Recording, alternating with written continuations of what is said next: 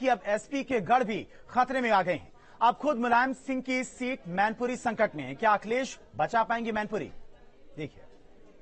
आजमगढ़ में पंचर हुई साइकिल, रामपुर में भी मुश्किल है राह, मैनपुरी पर एसपी का दारोमदार, बीजेपी कमल खिलाने को तैयार। जिसका जलवा कायम है उसका नाम मुलायम है। जब तक मुलायम सिंह यादव दुनिया में कायम थे तब तक उनका जलवा भी कायम रहा। कहीं से भी चुनाव लड़े, बेहिसाब वोटों से उनकी जीत तय रहती थी। लेकिन अब एसपी केसी गढ़ को बचाने के लिए मुखिया अखिलेश यादव को एड़ी चोटी का जोर लगाना पड़ रहा है। यह वो सीट है जो यादव परिवार का गढ़ मानी जाती है, जिस पर आज तक कमल नहीं खिल सका, यहाँ तक कि 2014 की लहर में भी नहीं। 2014 में मुलायम सिंह यादव मैनपुरी और आजमगढ़ दोनों ही सीटों से चुनाव लड़े थे और दोनों ही सीटें जीती थी। मुलायम ने मैनपुरी को छोड़ा। उपचुनाव में एसपी के ही तेज प्रताप यादव जीते थे। 2019 में मुलायम ने बीजेपी के प्रेम सिंह शाक्य को करीब 1 लाख वोटों से पछाड़ा। 1984 में इस सीट पर कांग्रेस आखिरी बार जीती थी।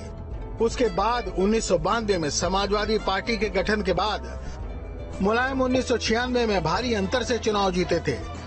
तब से यहाँ एसपी का ही कब्जा रहा है और 2004 से एसपी प्रत्याशी की यहाँ रिकॉर्ड जीत होती रही है।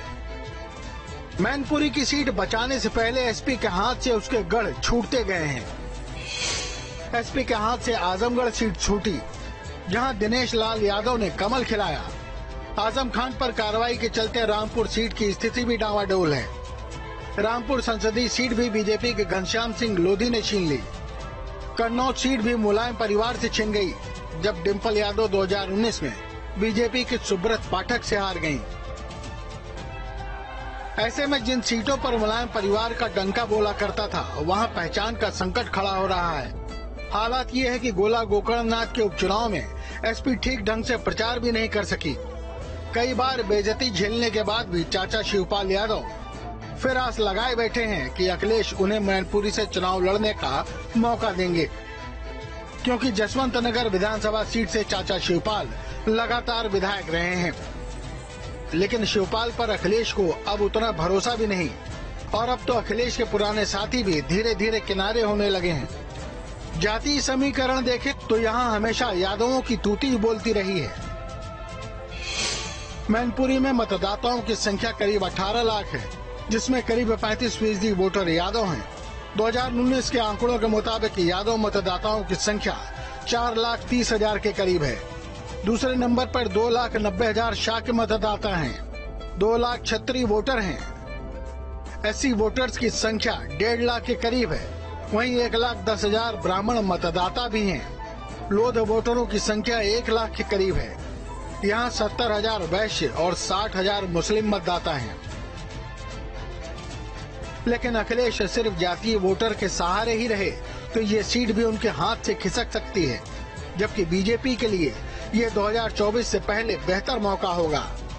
गोला गोकर्णनाथ में मिली जीत ने बीजेपी में आत्मविश्वास भरा है। अगर किसी भी तरह बीजेपी मैनपुरी में कमल खिलाने में कामयाब रही तो एसपी का भ्रम तो टूटेगा ही। 2024 के लिए बीजेपी की राह आसान हो जाएगी। Team news state. और बीएसपी की राष्ट्रीय अध्यक्ष मायावती ने ट्वीट कर मैनपुरी चुनाव के लिए कहा है कि अब अगले महीने मैनपुरी लोकसभा और रामपुर विधानसभा के लिए उपचुनाव है।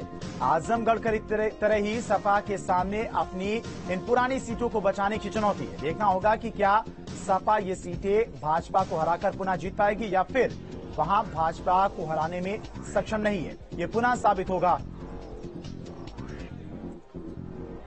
बीएसपी अध्यक्ष मायावती की तरफ से ये ट्वीट किया गया है।